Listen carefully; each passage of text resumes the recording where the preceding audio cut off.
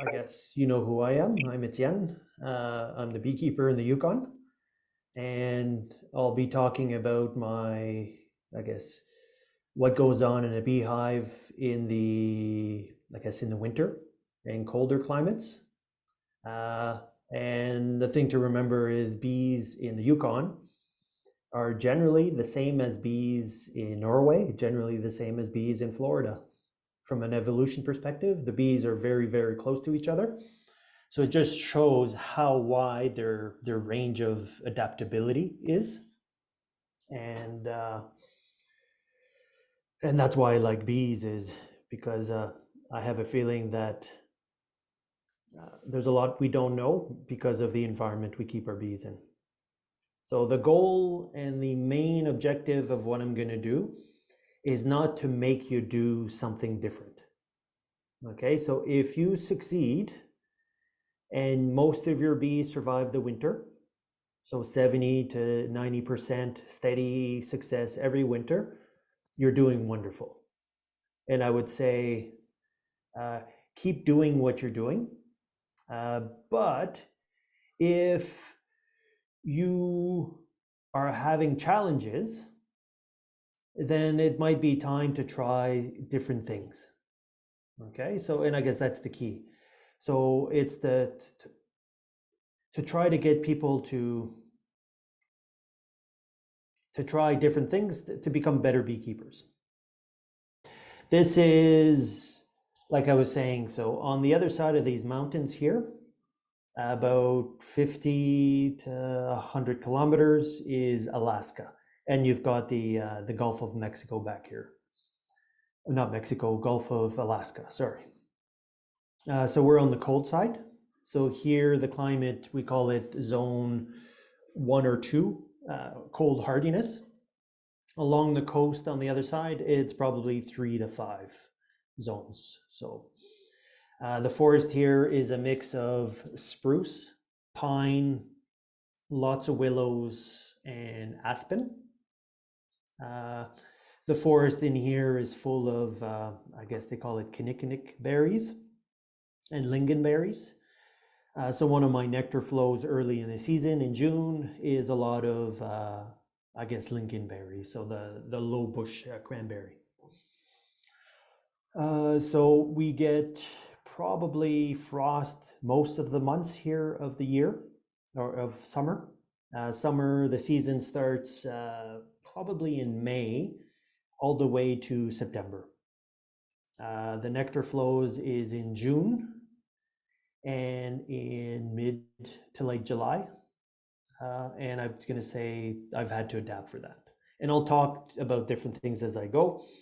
But my goal was to understand it was to become sustainable and try to make sure that my bees survive the winter and that my bees in the spring are nice, big, strong colonies that I can split to make more colonies and to get, I guess, the early season nectar flow. So the native wildflower nectar flow, which is lingonberries and a lot of other native plants. I usually start with this just to confuse people, but there's 3 themes here. So you need healthy bees. You need to understand, not necessarily treat, but you need to understand your mite levels. Because if you have too many mites, your bees will struggle over winter. There's how many bees, so the size of the cluster is critical. So you need some winter bees in there. And these blue things here are things beekeepers can do to help improve the health aspect. On the food front, for me, the food it's the right type of food. So in very northern places, we like removing natural honey and replacing it with sugar syrup honey. And I'll explain why, but in a nutshell, it's because it has less things in it that the bees, it's easier for the bees to digest and process. And the other aspect of the middle food here is how much. So I'll use a combinations of metric and imperial, but 40 to 60 pounds per box, which is about 25 kilograms per box of honey is what we target up here. And the main goal for me is actually, we call it thermal mass, because honey can store heat. And the more heat that is stored, the better the bees will be at managing fluctuating temperatures, especially when the temperature drops really rapidly. One thing to understand is a cluster of bees will generate 5 to 20 watts. Typically 8 watts to 10 watts is how much energy they produce at rest.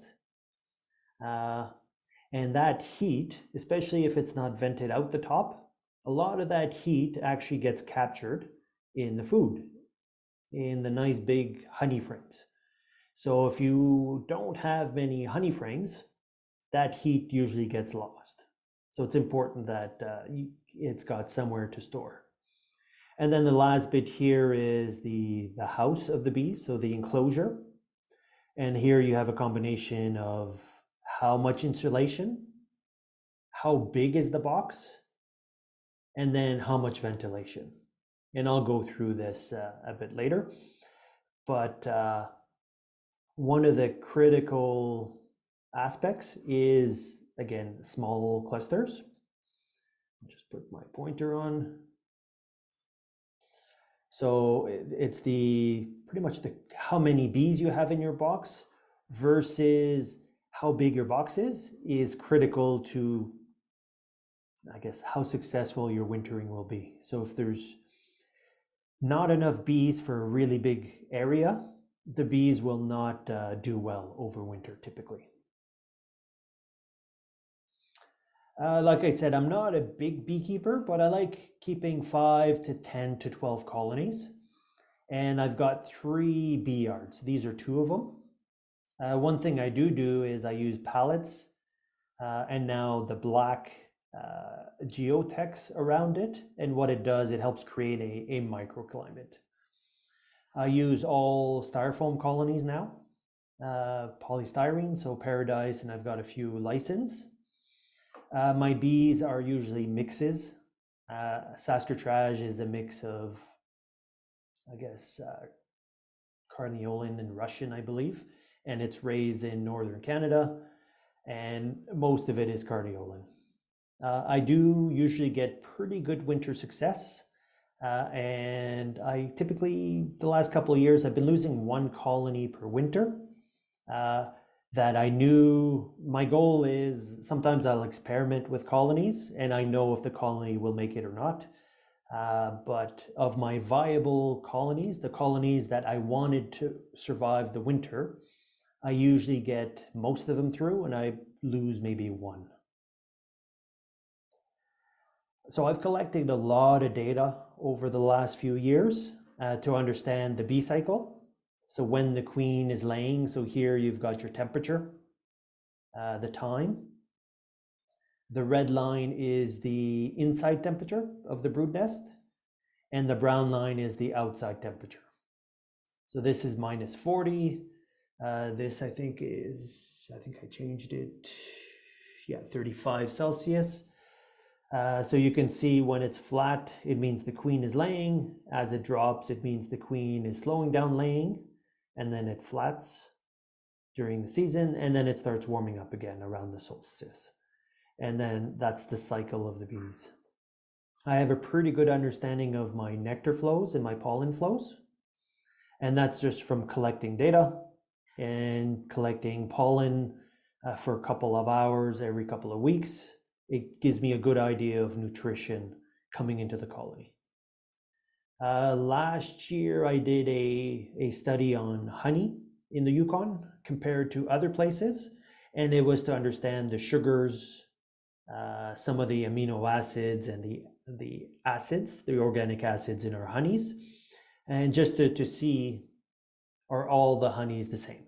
And you can see from these charts, I think this is the ratio of fructose to glucose, for example. So you can see there's different things. There's different ratios, different categories of honey. So not all honey is made the same. And some honey is better to overwinter than others. And if you don't know that, then chances are you may get in trouble. So there's two types of wintering. Okay, so a colony without insulation, I call that cluster driven. So it's the bees conserving as much energy as they can using their bee ball in a sphere usually. Okay, and then the bees on the outside, they're all stuck together and their bums are sticking out, and that's them trying to conserve energy. Okay, the rule is the insulating factor of the bees on the outside is higher than that of the box. Okay, so because the box has no or very little insulation properties, the bees are better and understand that they need to cluster to conserve heat, or else they'll lose heat to the environment and overconsume. And bees and bumblebees and a lot of the insects, it's all about heat conservation. One thing to note is when there is brood in the colony, the bees are trying to maintain a 35 degrees Celsius temperature. So in March, April, when this colony starts brood rearing, so making babies, the relationship between the heat loss of the box and the temperature outside goes to 1. So it's a very high correlation. When there's no brood in the box, there is no correlation between heat loss and the outside temperature, because the relationship is the cluster. Okay, because the temperature on the side of the bees here is very close to outside. Okay, and I'll explain why that's so critical. So natural ventilation, so convection current, needs a temperature difference. It needs a temperature here to be warmer than outside. And that's important because I'll come back to that in a bit. But anyways, the temperature here when there's no brood is the same as outside. So the relationship is inside temperature equal outside temperature, correlation is 1. When you put brood in there, then the box insulation becomes critical. So when you have high insulation, the relationship, the correlation is 1. So the properties of the box, heat loss properties of the box is 1 to the outside temperature. Okay, the temperature inside versus outside, there's no relationship because the relationship is heat loss.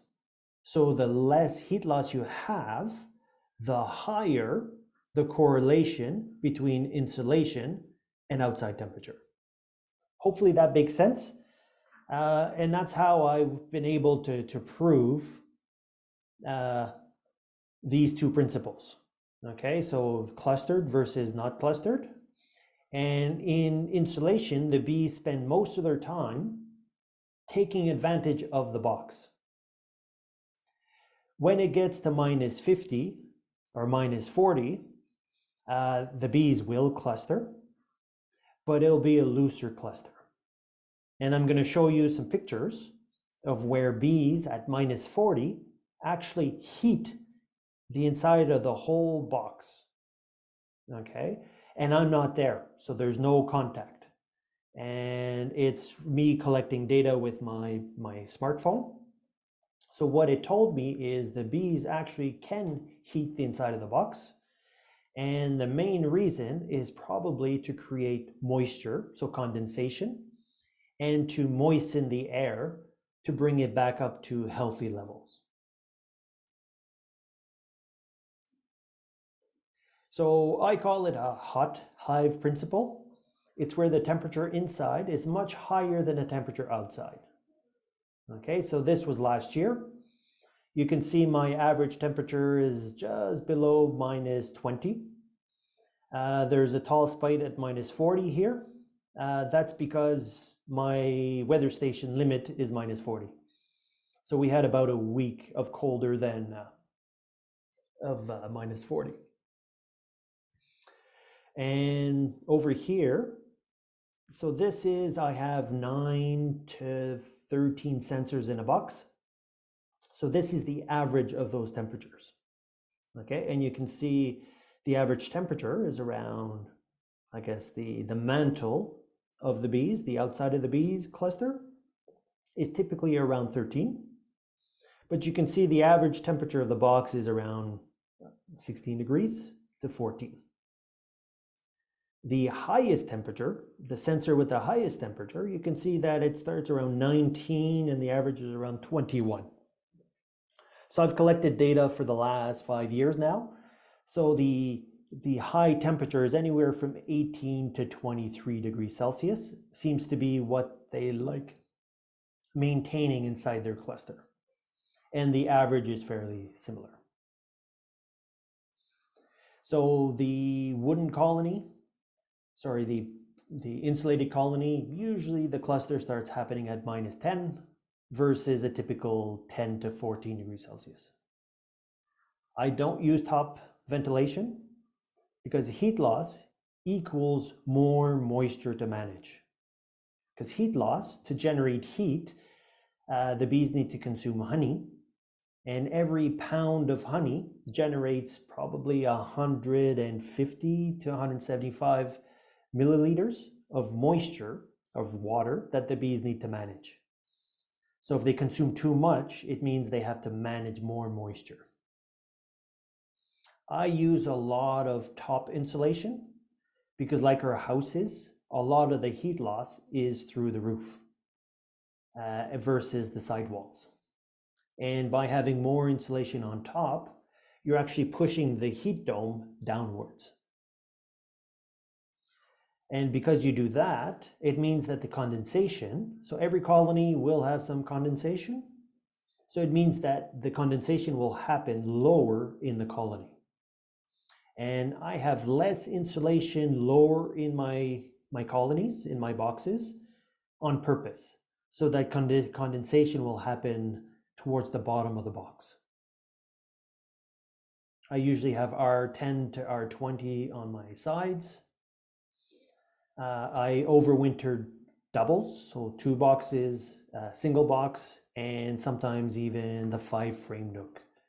So I haven't done many nooks, but I've done it about, let's say 6 times.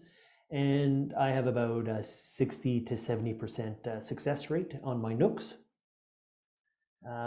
My singles, I'm around 90% success, and my doubles, I'd say around 75 to 80% success. So my favorite size is actually singles, a single box with a slatted rack. So this temperature difference maximizes natural convection. So if you don't use top ventilation, you need to be able to move air. The bees need to be naturally able to move air.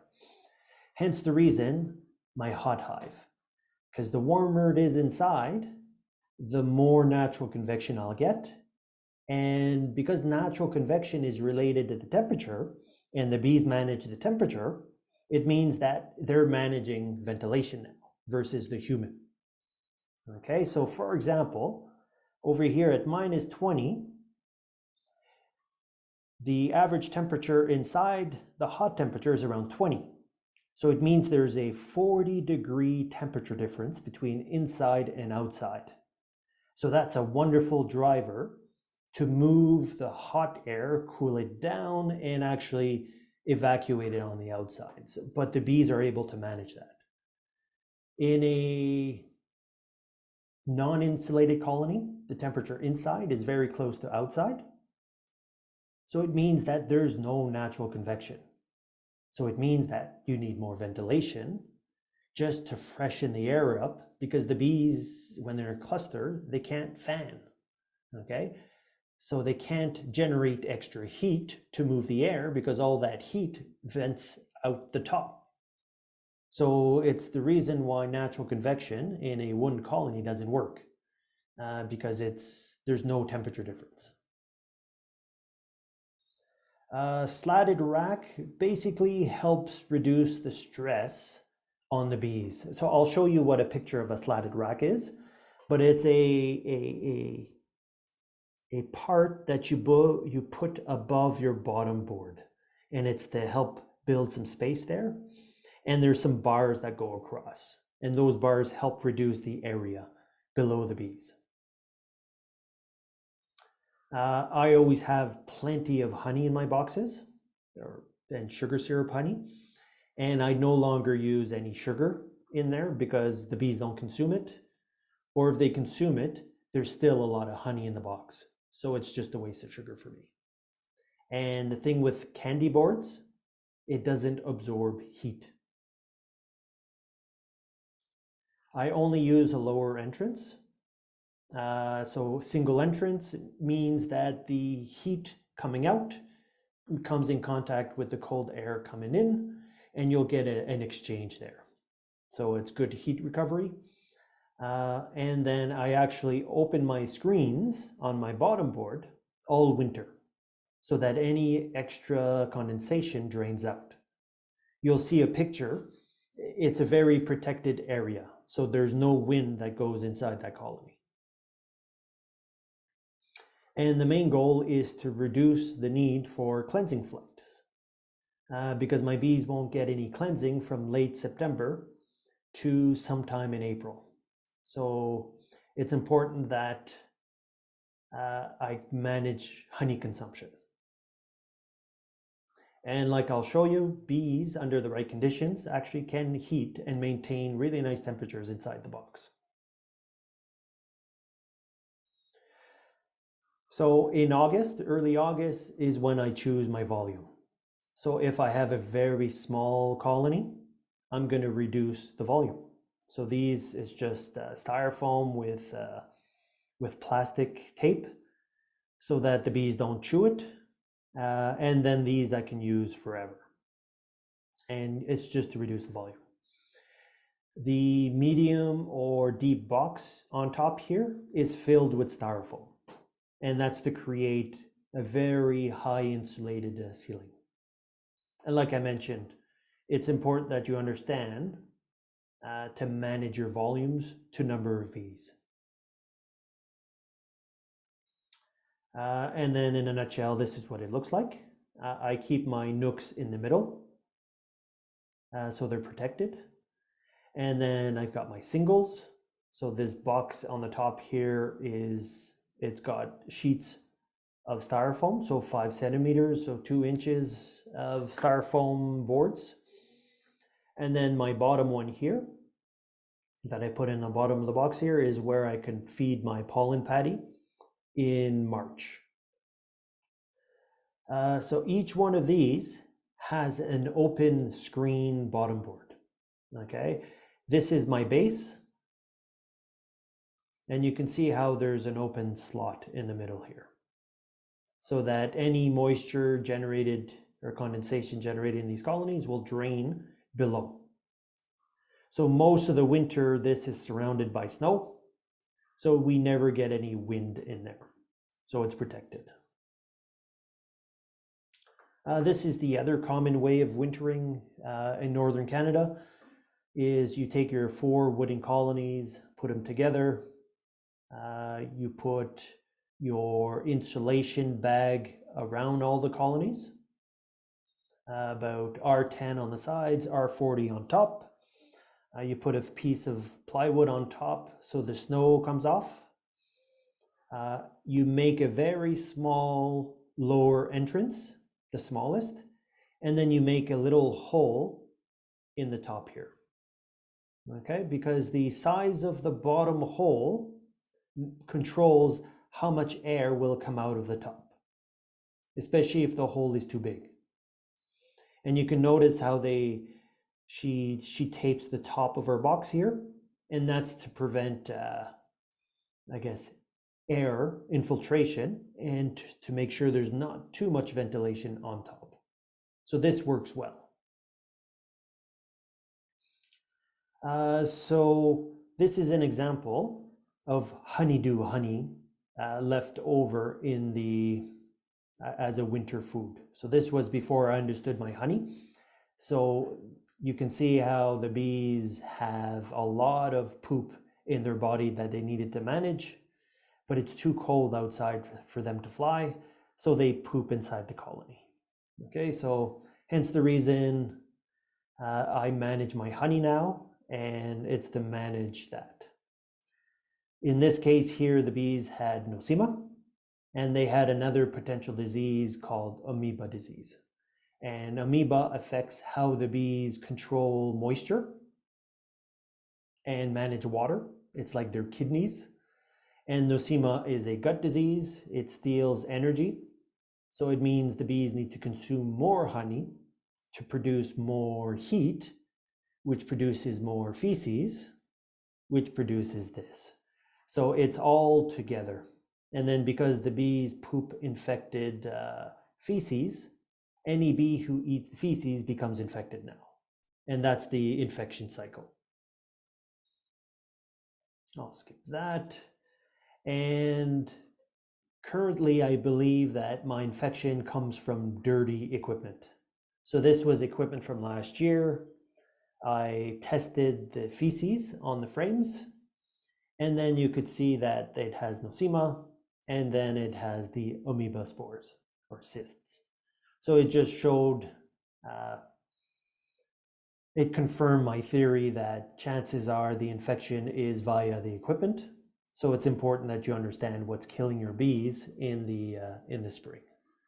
And one of the symptoms was many dead bees in front of the colony during the winter. And when I dissect these bees, I can see what they have in their gut. But then I've confirmed it. So there's some organs, these tubes here. This is the bees' kidneys. So they call them Malpighian tubules. So that's how they manage their moisture and I guess toxins in their blood, the hemolymph. They pull it out here. So when this is infected, it means that the bees can't do that. So then they die. So the other thing you need to understand is how old are your bees and winter bees, okay? So typically, I will wait until the first cleansing flight before I add pollen patties, typically. Sometimes I'll take some chances, and like for example this year, I'm going to put pollen patties on early March. And that's about a month and a half before the first natural pollen. Excuse me. The reason I do that is so that in May, I have 1 or 2 extra cycles of bees in my box. So I'll have more bees. And since I've started doing that, I can do splits now in May, where before, maybe in July I could do it. But now I get much healthier colonies, and it helps with maintaining my numbers. So I can do splits, and I know my bees aren't as old. The other thing I do too is I add pollen patties late July, and I continue until the middle of September. The reason I do that is it's to make sure my winter bees are not too old. Okay, but once I stop, but I have to make a decision. So middle to early September, I will take all the pollen patties out of the colonies because I need my queen to stop laying eggs. Because once she stops laying eggs, it means that that generation will become winter bees. As long as they have food and she continues getting nutrition, the queen will lay eggs. And as long as there's nurse bees, there's fewer winter bees. So it's important that you understand that a winter bee is a pre-nurse bee. And the reason mortality increases in spring is many of those bees now become nurse bees, and now they start aging. And once they start aging, then they die quickly. And that's why that first generation in early spring, late winter is critical. And the reason I do the pollen patty is to manage age, but also to make sure I get a healthy spring colony. And then this is to make sure I have, because if I don't do that, then basically my bees are really old coming into spring. So I'm managing both ends of the cycle. Like I said, lots of different Yukon honeys. So my study, I had 64 honeys, and this is a table of all the different ratios and sugars and stuff. And it was just to show and to help me understand what's in my honey. And I understand the pollens now that are inside my honeys. And so when I crush bees and I inspect their guts, I have a good idea what they're eating and where stuff is coming from. And this is just an example of a fireweed honey. And one thing we've noticed here in the Yukon is the people who produce lots of fireweed honey tend to have difficulty overwintering. Okay, so it may be connected because fireweed honey is low in amino acids. So there's a chances that it has to do with a nutritional deficiency that fireweed honey here does not give the bees, especially the fireweed honey. So this is an example of things that I see in bee guts. Over here you've got willow pollen, you've got a fireweed pollen, and then over here you can see these yellow buttons. Those are all rust spores. The brown things, these are fungal spores, and you can see that this was in a dead bee. So this bee here was likely in malnutrition and stressed out because all these things the bees cannot digest. And over here, there's some dark mass here, so it's probably some algae and stuff that comes from the spruce trees. So by looking at the bee guts, I get an understanding of what the bees are consuming when they died and what type of stores they're using in the colony. So how did I do all this stuff? By collecting millions of data points of data. And most of my data is hourly snapshots. And I've been collecting more and more data over the last 5 years. And it's to try to look at the problem of wintering or the opportunity of wintering from different angles. So over time, I've built myself a model so I can look at the temperature profiles in the box, connect it to some of the studies and understand basic energy consumption, how much moisture they're generating, and different things that I guess are important for the bees. One thing you need to understand is all our weather is different. Everybody on this call right now has different winter conditions, different summer conditions.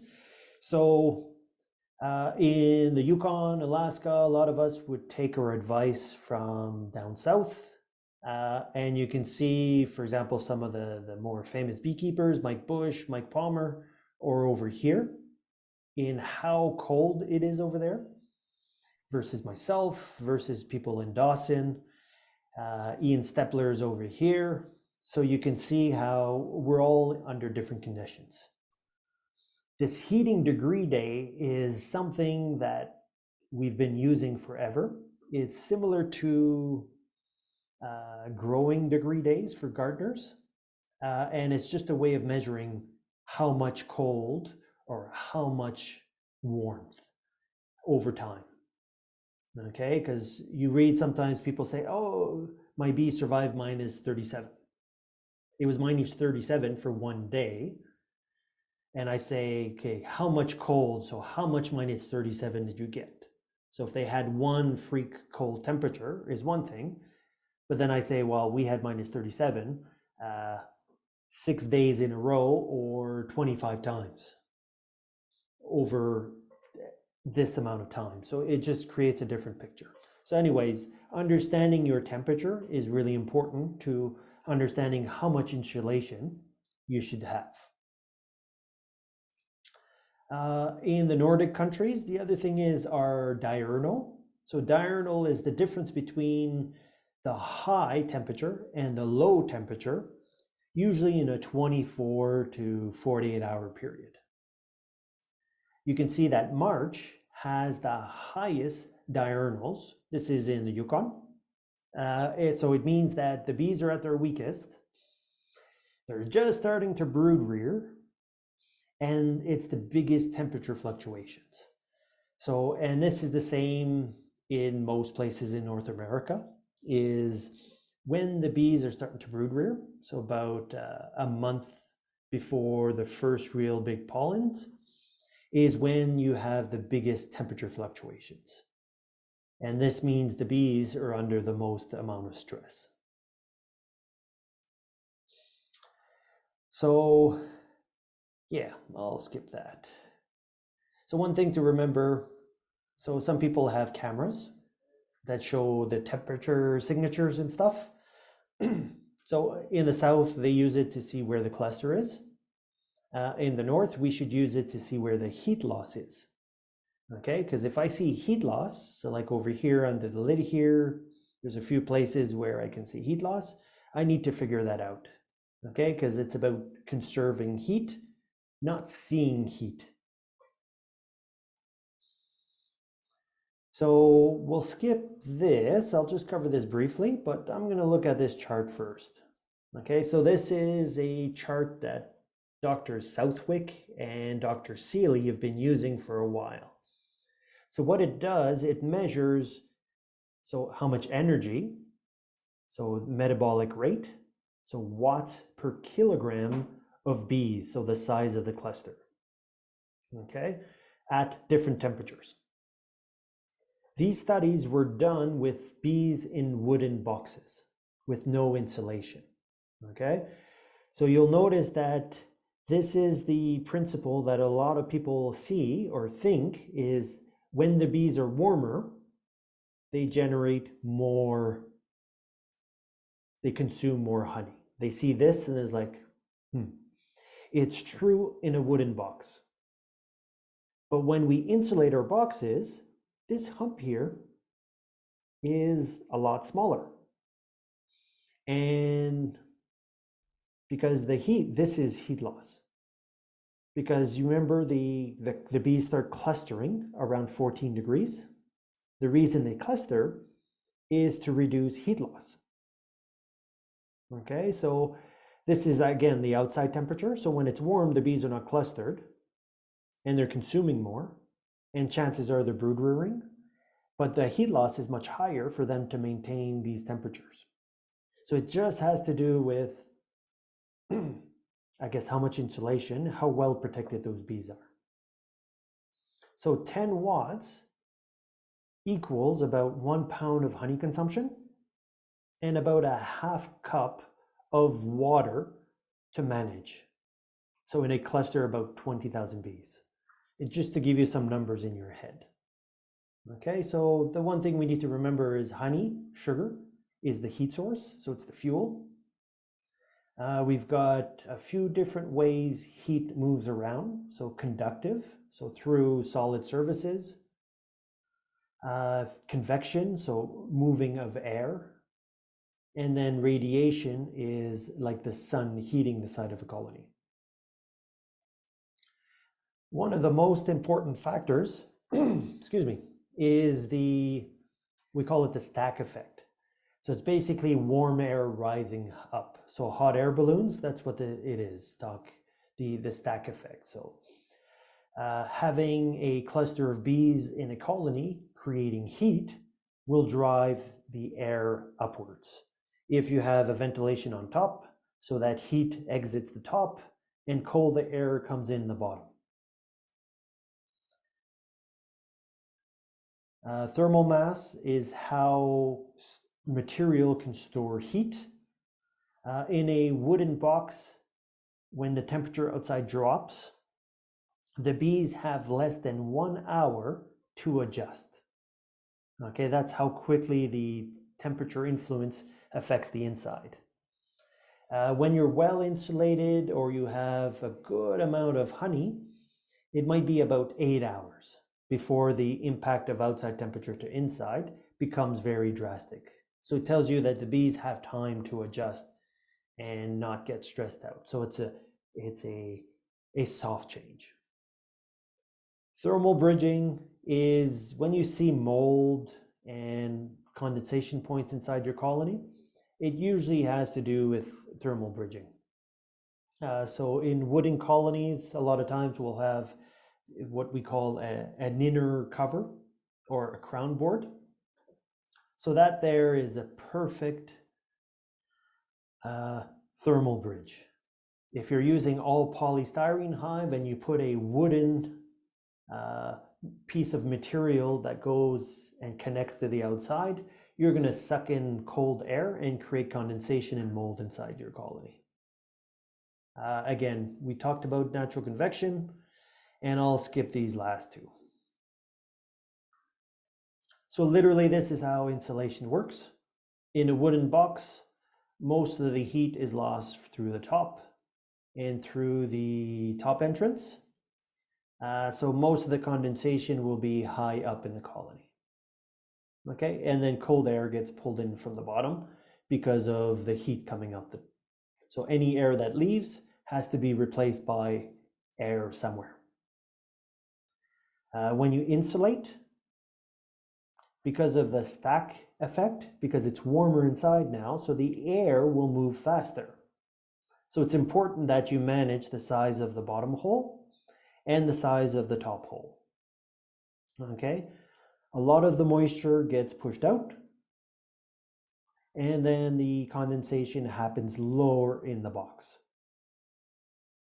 Usually you don't want to do a screen bottom board if you're going to do top ventilation, because then there's too much airflow. And I strongly don't recommend it. So in my style is lots of top of insulation. And again, it's to push the hot air down. Air usually can come from the open screen bottom board or from the entrance. Because this is all sealed, there's no airflow in the bottom here, so it's stagnant air. So the air will go out the top, cold air comes in. Because cold air is heavier, it'll drop inside the crawl space, and over here you'll get good heat exchange. So a lot of the moisture gets pushed out the bottom entrance, and condensation happens in the bottom here. So I'll show you some pictures where you can actually see ice in the bottom here. Just a bit on the fuel first. The goal for me is to keep my bees at resting. I don't want my bees shivering. If they're shivering, they're producing more heat, which means that they're at a higher rate of metabolism, which makes them age faster. There's higher honey consumption. There's more creation of moisture, and there's more poop in the bees. Okay, so over here, for example, at resting, using this study's findings, so 18,000 bees at 8C produces almost 9 watts, 8.5 watts of energy, okay, which is about the same as what the heat loss of a big box would be, an insulated box, which means that the inside of the colony is pretty stable. And if the bees are cooler, especially on the outside, these would be some of the heater bees and mantle bees, you can see that they can produce a lot more heat. Fewer bees, a lot more heat, but it comes at a cost. This is just averages from my honey study, and you can see that a good, say, clover honey has higher sugars, so glucose and fructose, simple sugars. It does have water, and then about 8 grams of other things. Honeydew honey, so my honeydew, you can see again, 5 to 6 grams, assuming 18 gram moisture content or 18%. And then you can see that there's a lot more indigestibles or high complex sugars and ash content that the bees can't digest. So, and this is that yucky poo dysentery type stuff that I saw. And the reason a lot of us northern beekeepers use sugar syrup is it's 0.3% of things that the bees can't digest. Most of it is digestible. And the sucrose, pure sucrose, when the bees process it, will convert a lot of it to glucose and fructose during their curing process.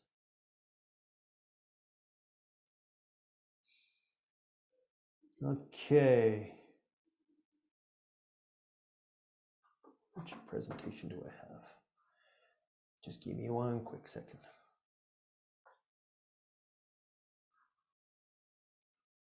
I actually have the wrong presentation.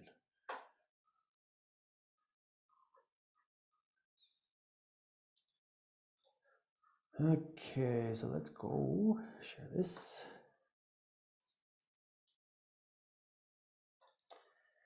So I'll just go back. So I was just talking about honey.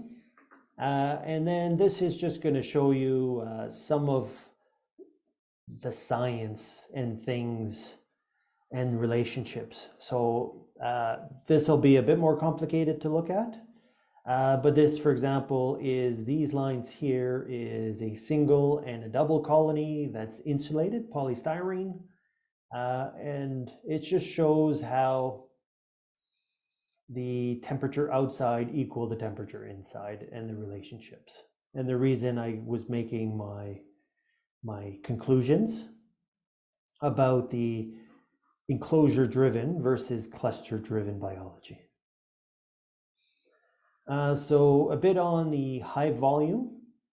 So just before we go, because I skipped a couple of slides, one thing about data is if you just use temperature data, so this was in 2019 or 2020, and you can see it's a lot of, these are sensors in different locations inside the box versus the outside temperature, outside versus inside. So this data here, it's something called a box chart. So I convert this into this. And then this gives you the range of outside temperature. It gives you the average temperature. And what I'm looking for is a very narrow range. So this is less stress than certain things. And then over here, these are the temperatures that the bees are exposed to. So the temperature above the bottom board, slatted rack, and metabolic temperatures. So it just shows you that the bees are able to maintain a pretty tight environment if we give them the right conditions.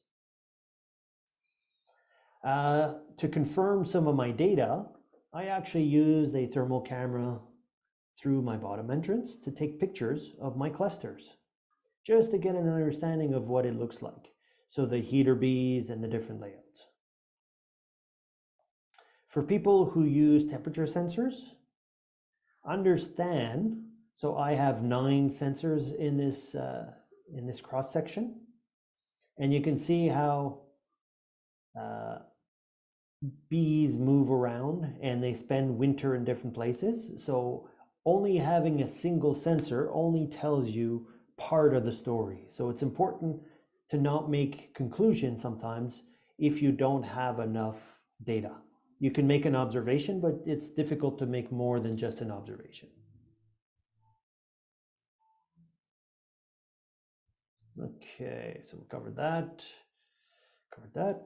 And this here for the high volume is just to show you, this is the outside temperature. These were my double and singles in the Yukon insulated. So you can see that during this period, the temperature was from 10 to minus 30. And then over here, I had a wooden colony data from down south, so I can compare data. You can see it got to maybe minus 7 to 10 Celsius. This was the exposure temperature of the bees. And this is the temperature average inside my box, insulated. And then you can see the variance in the wooden box for a very small temperature difference, is much bigger than my insulated colonies. So this is why I insulate, is to make sure the bees have a nice controllable environment. Because if I don't insulate, they would see the whole temperature fluctuation, which is stressful on the bees. Okay, so again, in my setup, I don't want solar effect. I want the bees to be nice and stable, okay? Because the only time I take this effect is usually in April. In April, I will take away some of my protection so that the bees can take advantage of some of the solar effect. Okay, before then, I want those bees to be stable. So this just shows how the bees are in the middle of the box. Just above this here is the warm spot. And then at night, the temperature profile, the cluster moves to the south wall and the back of the colony cools down, and then it repeats. Every time the sun comes out, the bees move to the front. At night, they move to the top because it's warmer, and then it repeats. So these areas here are areas for the risk of condensation and also starvation. So if then you get cloudy, then the bees are stuck and they can't go to where the honey is. So one reason I don't do solar effect is because of this phenomenon. Is it excites the bees. It makes the bees move around, and I don't want them to move around. So again, wooden colony, insulated colony. And you can see that, for example, the outside temperature here is 11 degrees Celsius. And then at night, the next morning, it dropped to -3. And you can see how even at these temperatures, these bees are consuming about 3 pounds of honey per week. So almost 2 kilograms worth of heat loss that they're consuming. So for temperature differences in the, say, 36-degree temperature difference, so it's -12 outside. So you can see they're just from a heat loss perspective, they're consuming 0.3 pounds of honey per week just from heat loss. Okay, and then here it's 8 degrees outside, and you can see the heat loss equivalent loss is 0.09 pounds. So it just tells me that brood, it's all about generating heat to maintain the brood nest, and the heat loss is so high that's why bees starve in spring. When people don't insulate their colonies, is bees are trying to stay warm and maintain the brood nest. In a very nicely insulated areas, bees don't have that problem. The issue is more around, again, making sure the bees have a method to manage moisture and condensation if it does happen. So what's a slatted rack? This is a slatted rack. Okay, so it's a piece of wood with pieces of wood, small lats coming across with a flat piece in the front. I add insulation on mine, and this goes in the bottom of this bee here. The bees go above that. And what it does, it offers protection below the bees. One thing to notice in winter colonies is typically you'll have what I call a vent channel. The bees are warm here. So this is what it looks like, me taking a picture of it. And then, so what happens is hot air goes up, it cools and then drops.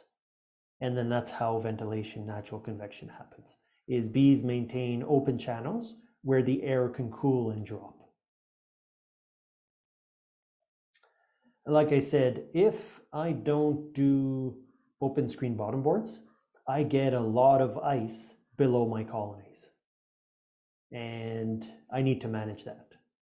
Okay, so the whole bottom board, screen bottom board, you can see this red line here is the temperature below in my cavity. So even at minus 30, it's much warmer than outside. So it's not too stressful on the bees. And because the bees are above this, it's just a nice area. And again, the advantage for screen bottom boards is you can manage your debris, your mite counts, chalk brood, and understand your brood nest without opening up the box.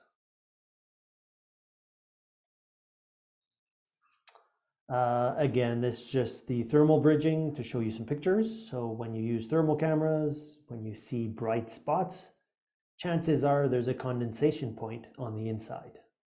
Okay, so moisture is water in vapor.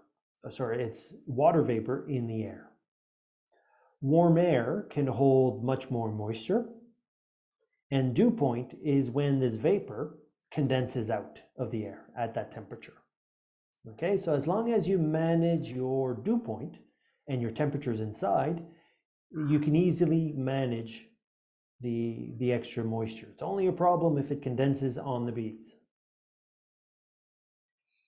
And usually you'll have the coldest points in the colony that you can understand. And as long as the bees are protected from condensation, they'll be fine. Over here, I've got these sensors. I've cut this plastic thing off now so that the plastic doesn't go outside, because this is where I was getting condensation, mold in my colonies, is because the cold air coming inside, hitting warm air and creating condensation. So now I don't have that problem. Okay, so this is just from a scientific perspective of what moisture level are the bees looking to maintain. Okay, so I'll skip that for now. But basically, bees want to maintain about 15 grams of moisture, vapor, per cubic meter of air. That's the ideal level of moisture. So it's about 10 to 15 is what the bees want to maintain. Okay, so it's a way of us measuring in greenhouses and different things. It's how we measure how much water is contained in the air. And bees seem to have a nice level that they're looking for. As the air gets colder, the outside air, there's less and less moisture in that air.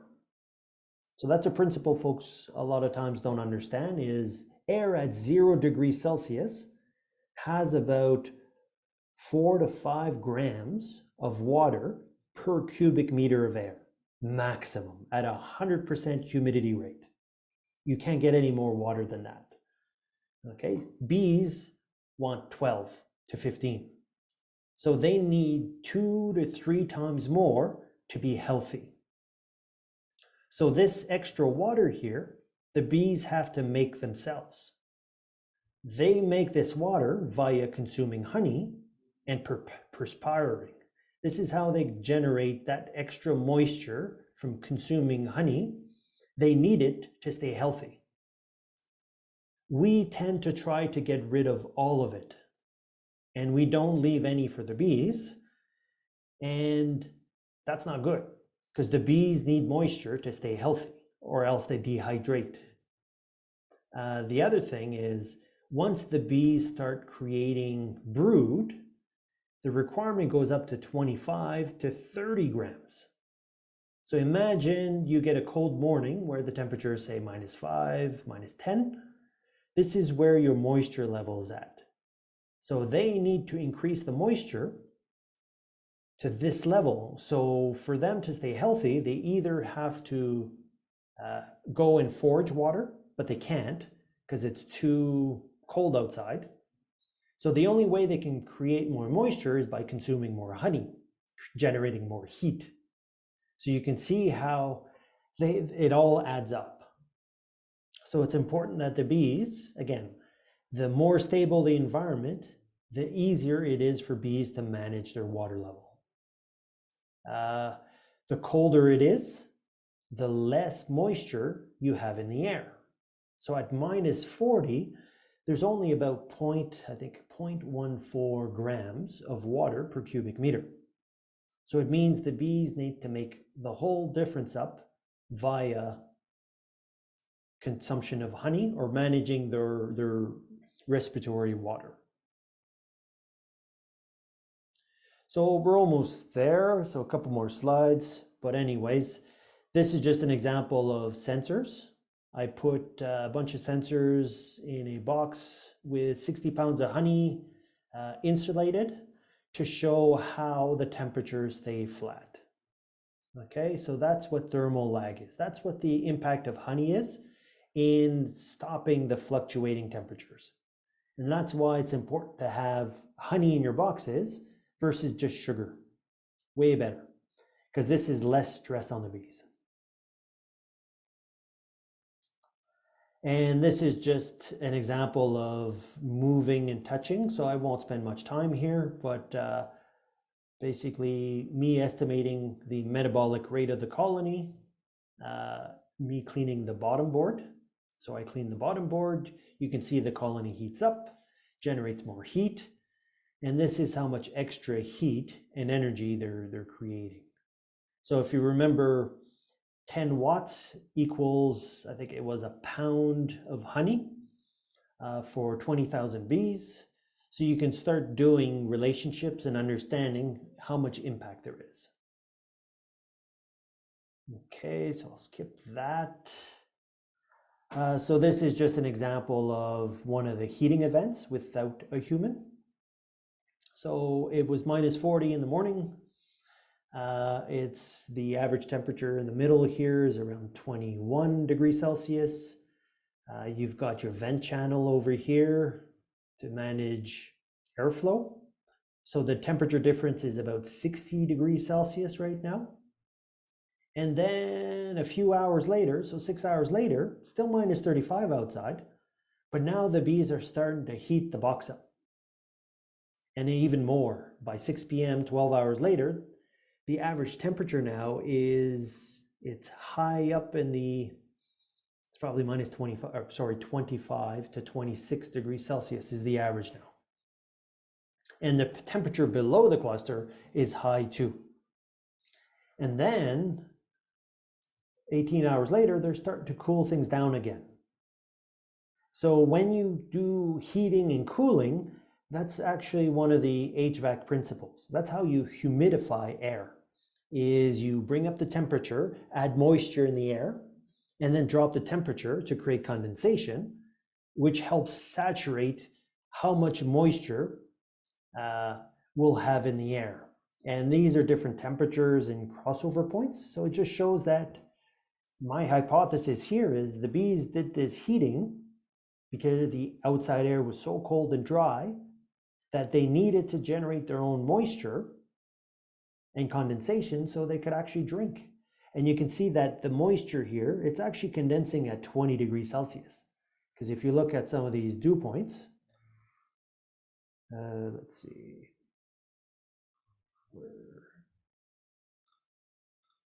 oops, the bar's in the way.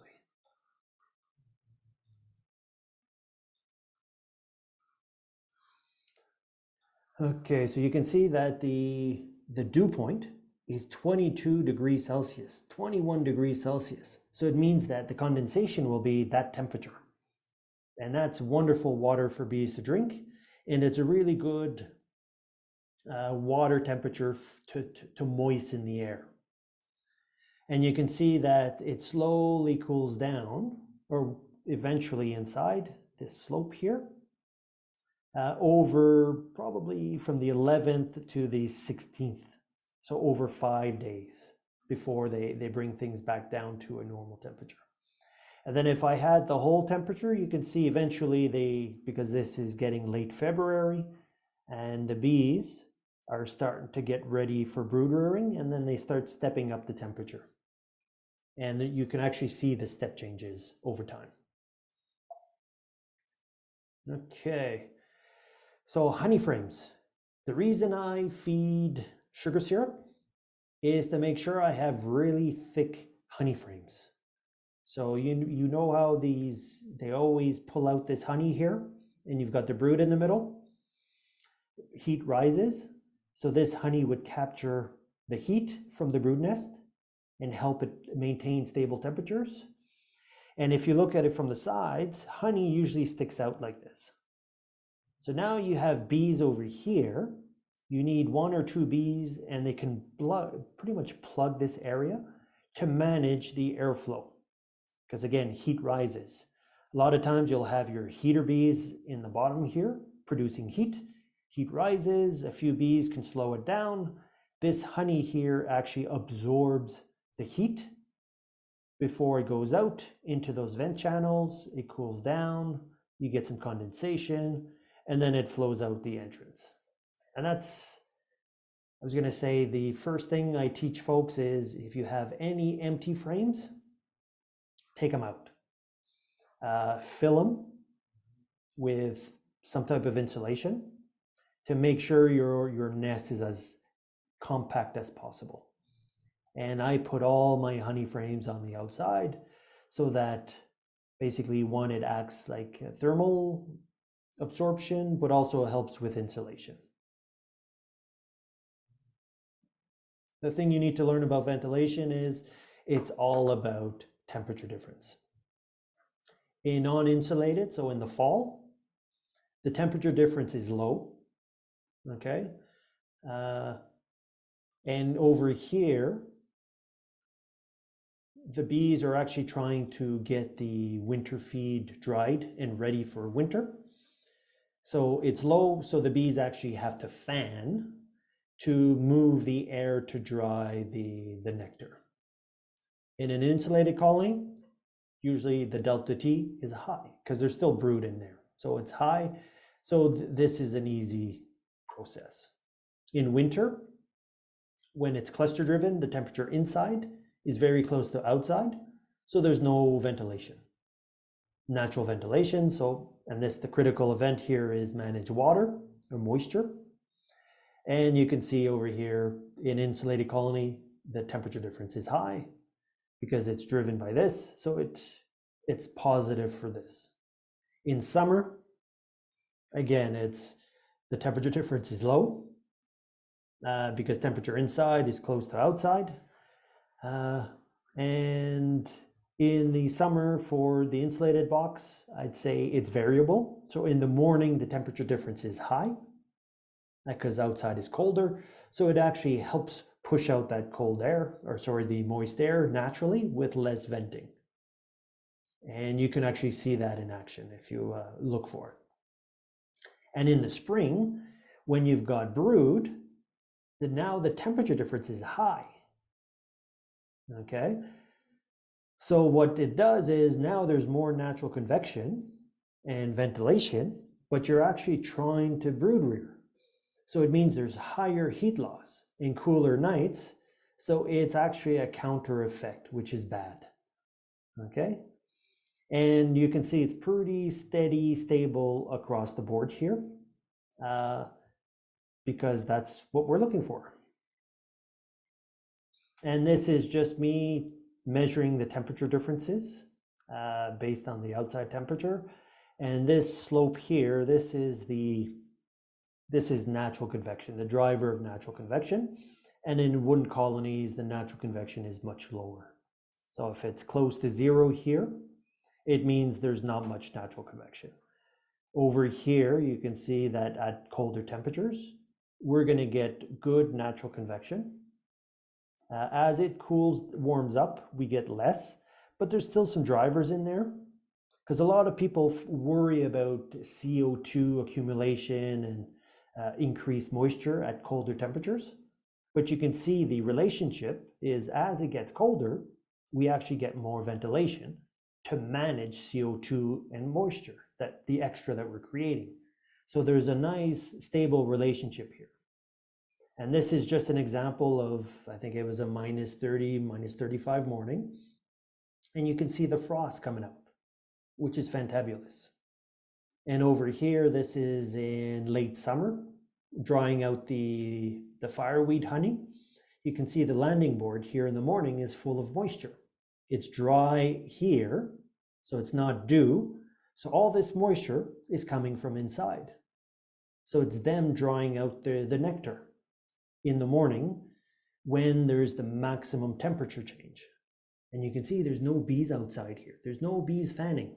This is almost all natural convection with a few bees on the inside just pushing the air and encouraging it in the right direction. Ventilation and fanning requires energy. Energy generates, basically for energy, you need consumption. Consumption generates moisture. So you can see that the less forced ventilation that the bees have to do, the more effective the process of drying out the nectar is. Hence the reason I find that polyboxes that I never have issues with wet honey. And the last couple of slides. So wind. So this is in the northern prairies in Saskatchewan, and you can see this apiary uses single colonies with the wraps, and they staple a piece of wax cardboard on the top entrance to prevent this effect. And literally the wind, so 3 meters per second, which I think is 11 kilometers an hour, is enough to reverse the flow in that enclosure. Okay, so in high winds, you might get a reversal of airflow in your box. So it's critical, if you do use a top entrance, that you protect it from the wind, or else you might really mess with your bees. Have cold air come in from the top, and then the bees are just freaking out. And then a couple more questions is, if you use candy boards, so sugar, do you take too much honey off, or do you not feed enough to make sure that they have enough sugar syrup honey to continue? Do you understand that having too few bees, so a small number of bees in a really big box, is not good? Okay, can you shrink it down? So in the beginning, you need to remember that in the late summer, most of the bees, a lot of the bees that you see are actually summer bees, and they'll be dead within a month or two. Okay, so it's okay to really push those bees down into a smaller volume, and you'll actually see your bees do much better. Bare bones is have an insulated top cover all year round. Okay, so that will reduce the heat stress on your bees. Because again, fanning generates moisture, there's all that whole thing. So to put a 1 inch, or 2 centimeter, 2.5 centimeter, or 5 centimeter thick piece of styrofoam in your inner cover, or in your cover, is a small price to pay. So do you have moisture problems? If yes, why? Do you understand how condensation works? How much honey do your colonies consume? You understand that every inspection you do on your colonies in summer and spring and fall, you need to lift the back end of that colony. You need to understand how heavy that box is. If you can't lift it, good. But it's important that you understand the weight of your colonies, because the weight is how much fuel they have, how much thermal mass that colony has. Do you understand why your colonies fail? How old are your winter bees? When's your last pollen? When's your first pollen? So that's the first thing you need to start with. And how does your colony look in the spring? And that's about it. So hopefully you're still around. Anybody have any questions? Do you think the size of the bees have anything to say about surviving the body size of the bees? I'm thinking about the cells size, the size of the cells of the 5.1 or 5.3 or 5.5 millimeters. Have something to say about the surviving of the honeybees in the winter? Yeah, I would say, like, I know they talk about fat bees, and I think it's relative. I haven't seen many studies around the size of the bee. I have seen studies about the weight of the bees and the ratios, how heavy, how much, I guess, the vitellogen, so like the good amino acids and protein in the bee, and the amount of that is very, very important. I'd say from a, I guess, thinking perspective, it might, it likely, but I can't say for sure. I don't measure my cell sizes. I don't. I've reviewed the small cell uh, reviews about the mite cycles and all that type of stuff, but I'd say from a large or small cell, I'd say for me is a lot of times the dead bees on the outside. If I put them beside each other, they're smaller. And the bees remaining in the cluster, it's not scientific right now, so it's just observation, is uh, my nice healthy clusters, the bees they just look nice, and you can see they're bigger, they're healthier, uh, versus the ones on the outside. Did they poop? Did they just because they cleansed? Uh, there is a difference. So if you do collect your dead bees from in front of your colonies and you put them out front, you'll see that there's different sizes.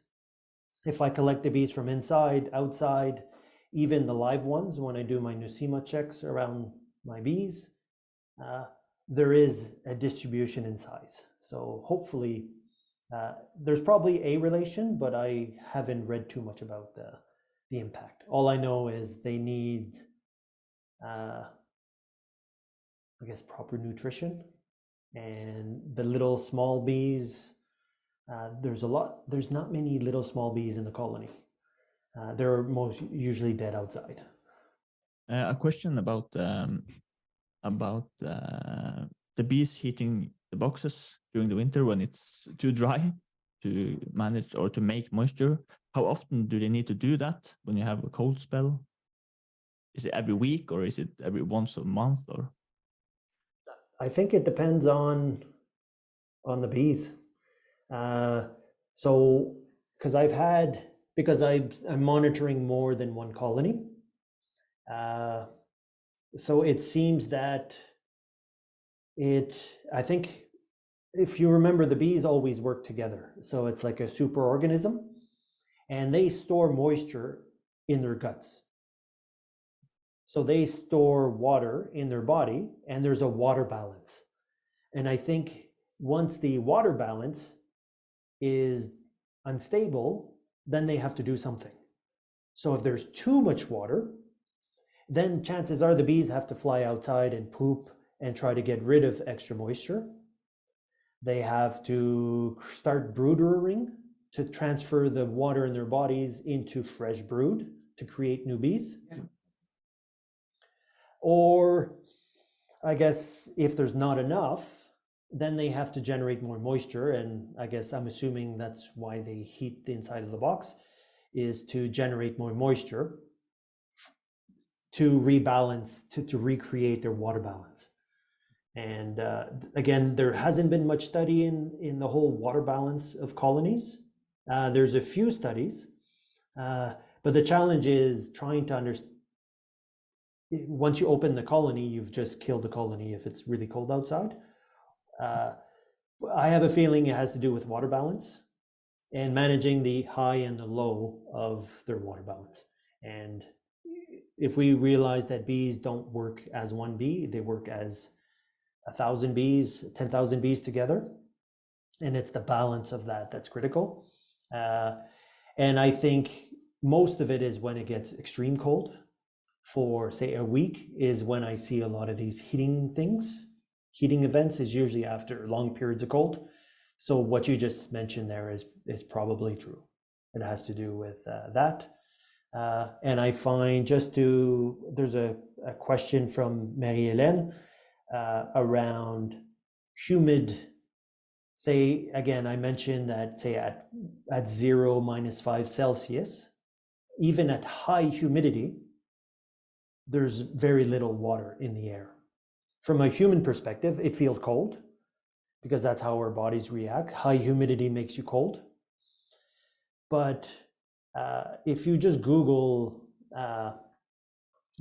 water content for cold air, you'll see that there's not much moisture in there. So it's what we feel as humans is not important. It's physically, there's only X amount of moisture in the air, even at 100% humidity. And it's less than what the bees need to maintain their brood nest. I think maybe in my environment, and I find that the colony, the box gets more humid around -5 to 10 Celsius, especially if it fluctuates in that area. Those are the risky temperatures. I think I'm lucky with my cold.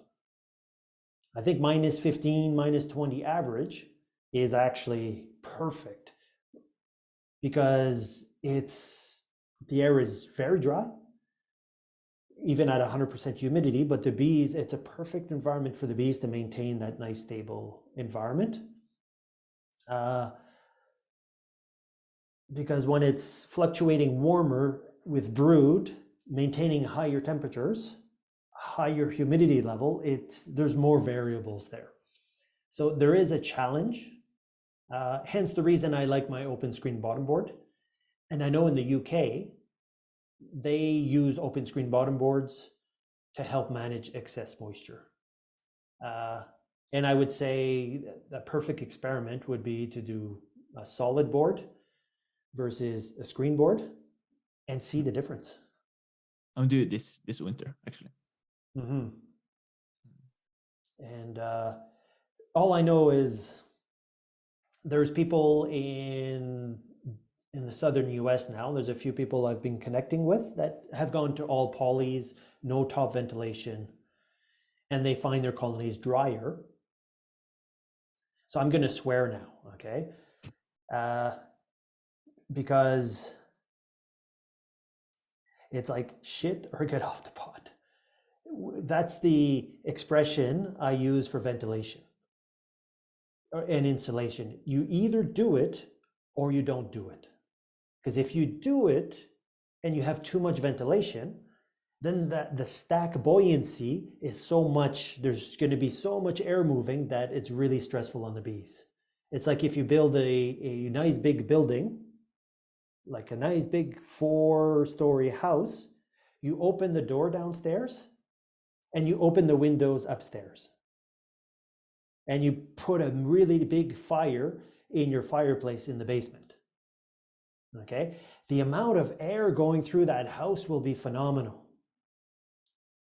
Okay? But if you close the windows on top, you make a nice fire in the bottom, and you have a way of bringing fresh air in the bottom, you'll see that like in my house right now, I have a big wood stove and I don't have to heat the house at -15. I just need one fire a day and it's enough to keep the house warm. So again, it's those same principles, but if I open my window upstairs, I have to keep the fire going all day.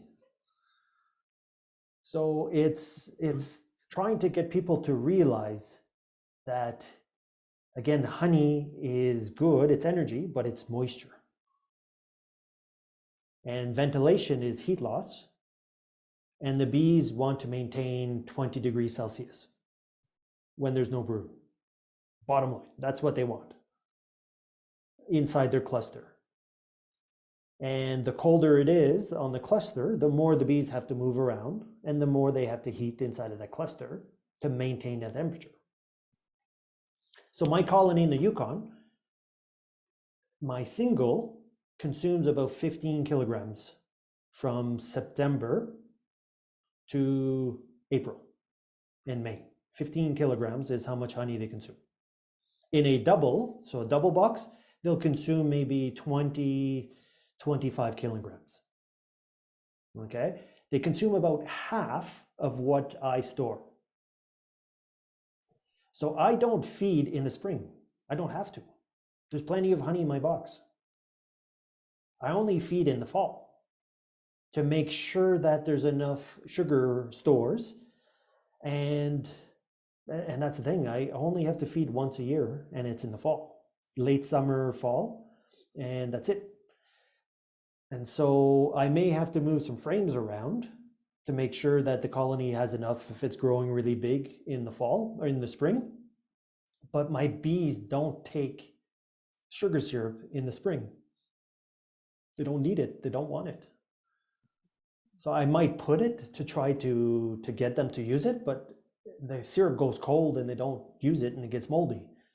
So I just don't feed in the spring. I only feed in the fall. The only feeding I do in the late summer or spring is pollen patties. So for example, in March, in 3 weeks, I'm going to put 1 kilogram of pollen patty in the top of the colony, and then I'll fill the top cavity with fondant just to make sure it's nice and sealed. And the bees will come in from underneath, and that's the only feed I'll do. And if I do my split and I have a small colony, I'm going to feed that, because splits, new queens, they take it. But a colony that I haven't split doesn't want sugar syrup. I want them to take it, but they don't want it. So it's been 3 years now that I wasted gallons and gallons, liters and liters of sugar syrup on colonies that don't want it. So I just stopped now. And I do my tilt test to see how heavy the box is. And as long as it's heavy, I'm happy.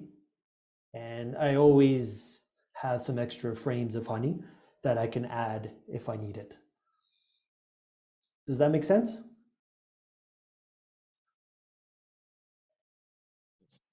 So I have a question about feeding with the pollen in the winter. When you start feeding in March, that is when you got pollen, natural pollen outside in April, or do you have natural pollen later, like in May? So first willow pollen Yeah. is usually late April. So I'm actually 1 month to 2 months before first pollen. Okay. Because if I wait, Yeah. if I wait for natural pollen, then I'm missing, the bees don't have food to make brood. So I'm missing, say, it's like 15,000 bees, future bees. So by me doing pollen patty early March, mid-March, it means I have 15 to 20 to 25,000 more bees to get the season going. The willow blossoming is the most important blossoming in the spring here also. We have so much willow everywhere. So Exactly. if we don't have enough bees for that, we will lose a lot of honey and pollen for the rest of the summer. And the size of the colony isn't that big that we want it to be. We lost the. Yeah. Just going to make a quick comment because he made a really good comment there. Yeah. If you don't have enough bees coming into spring, the bees can't forage enough to really ramp up a really healthy nest. Yeah. So by me doing what I do, those bees will be healthier, less old, and they'll actually be able to take advantage, full advantage of the willow. Because the willows here, phenomenal. I have fields and fields and lakes of willow, and it's great pollen, but also nectar. So, like I said, my boxes are at 100 pounds late summer without feeding. So my feeding is only to fill the brood nest so that basically the colony can be very, very full. So you had another question? Yes. Last year we had a big problem. I live in a county further north than Einar, and in March we got like 15 degrees for 2 weeks. That is very good for the bees, but in April the temperature dropped below zero, so for a month and a half until middle of May. So the beekeepers in my county lost about 80% of their hives because of that temperature drop, and because they were starting to produce broom and the broom that died when the frost got, because we didn't have that enough time to how do you call it, make them hatch. So the kind of insulating you do with on the hives will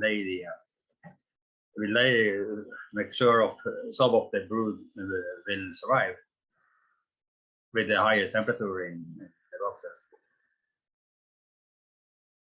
So basically, our March is high diurnal, so we'll get a morning of sometimes -15, -25 Celsius, and the day high will be 5-10 Celsius.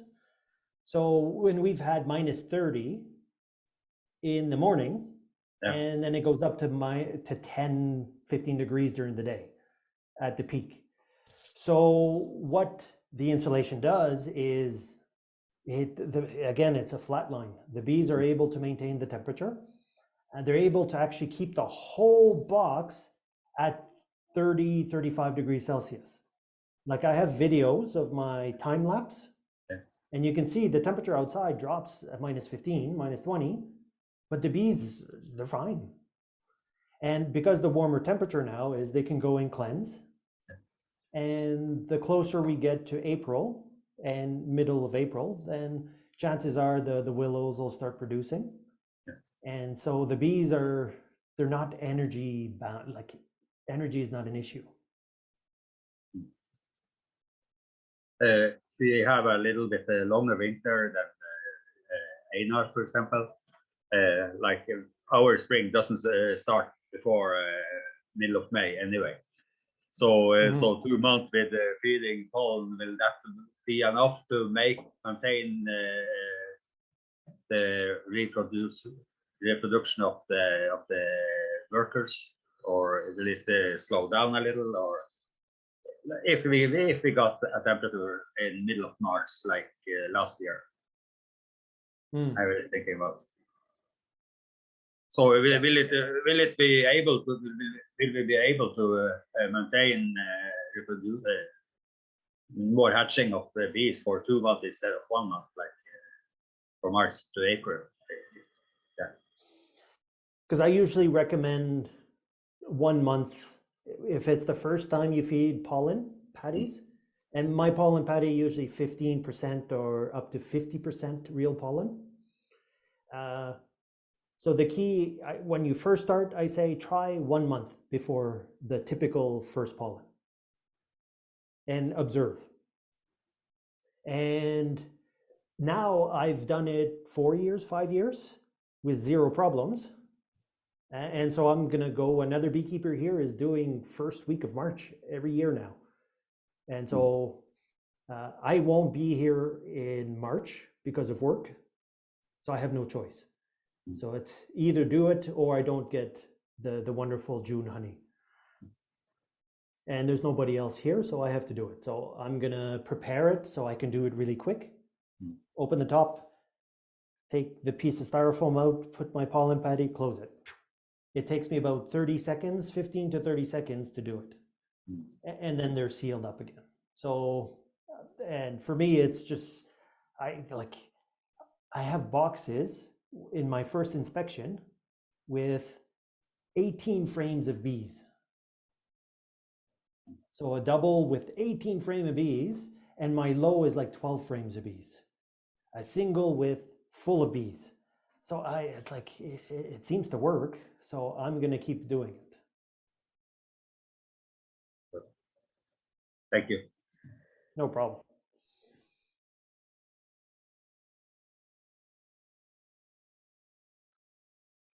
Veronica, har du et spørsmål?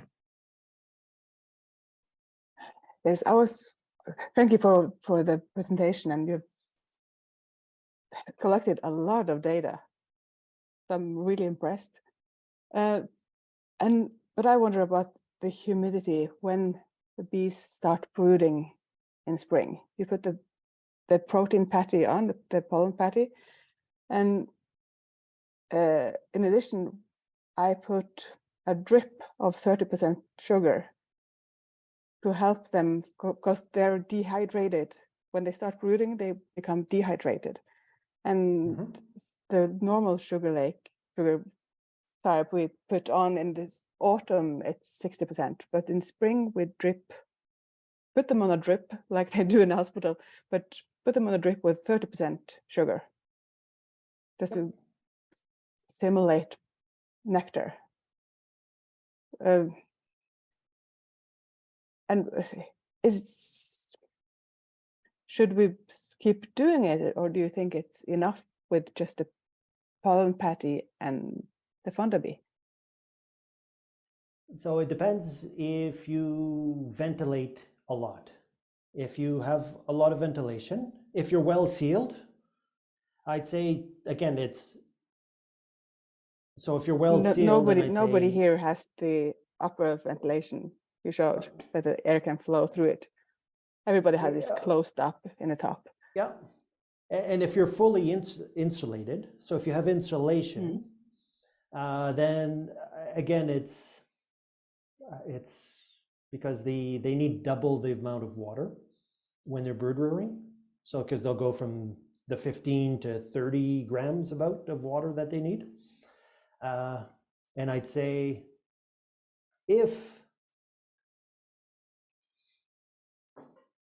so this is where bees are weird, and sometimes they'll take syrup, other times they won't. And again, it's if they're in balance, if the drip works and the bees don't get all moldy and die, then keep doing it. And I'd say if you can afford, because bees are expensive, like for me to replace my bees, it's almost $400 Canadian now. So I can't afford to experiment too hard. I stay with what works. But the more splits I do, the more experiment I do. So last year I did some experiments because I had 4 extra experiment colonies. So they all died, but it was an experiment. Okay, it proved me right. Okay, don't do that. Okay, but I needed to do it. So, and I'd say it's if they take the syrup and there's no problem, I'd say do it.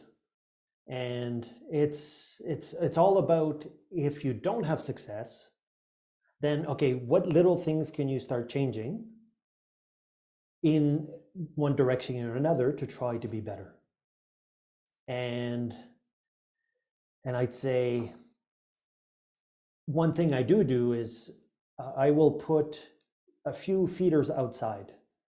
Okay, I'm the only beaker in my area.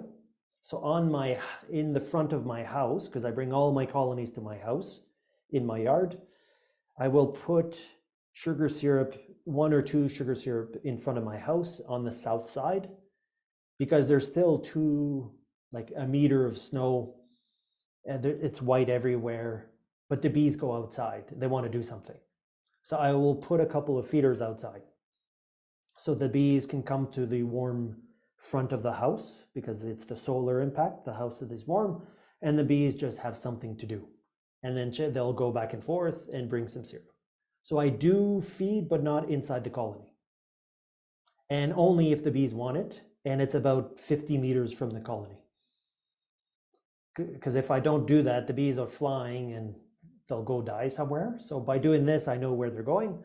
And then I can just use light syrup, even water, like you said, a drip, just enough sugar just to make it interesting. And the bees will come and consume it. And they'll consume maybe a liter. So 4 colonies, they'll consume maybe 1 liter to 2 liters a day outside. And that's the only feeding I will do, is just outside. And if it's cold, it freezes, and then the bees can't get it, and then it'll get warm, it'll melt, and then the bees will come get it. So hope that makes sense. Yes. I have a question about the double boxes. It's not usual to have double boxes here in Norway. A single box with 8 frames, strength 8, is a good box to winterize.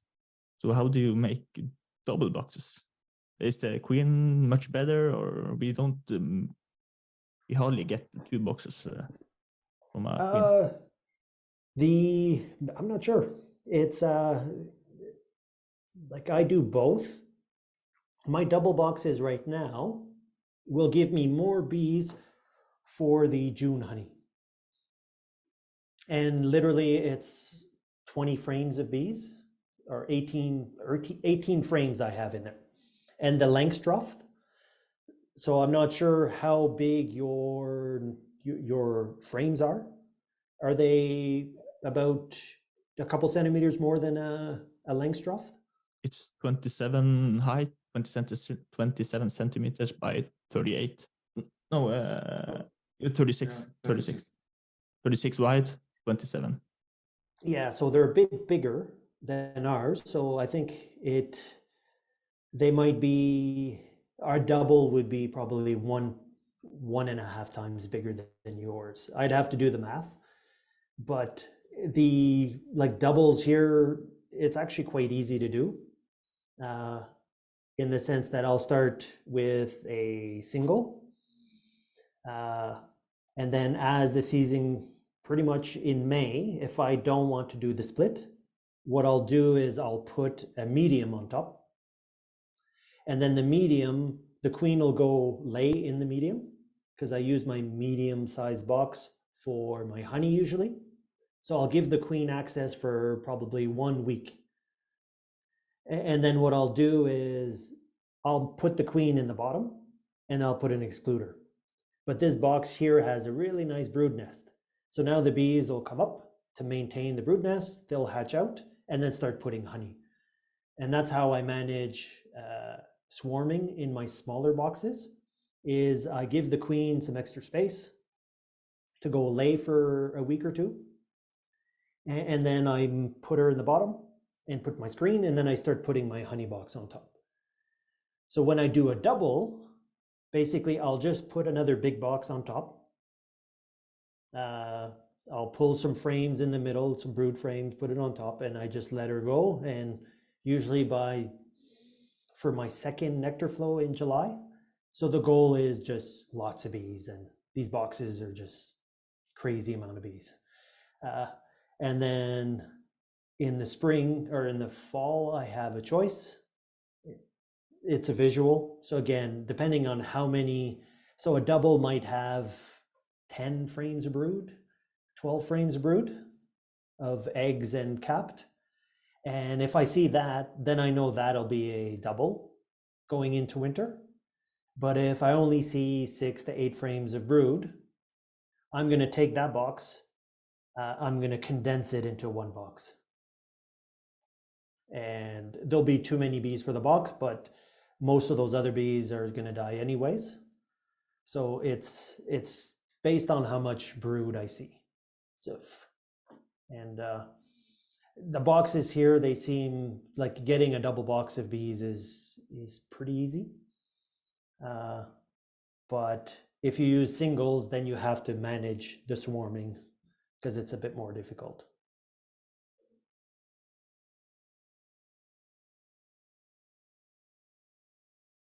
I see. Yeah. Bruno. All good? Very good. Good. So you guys out in Norway have a good evening.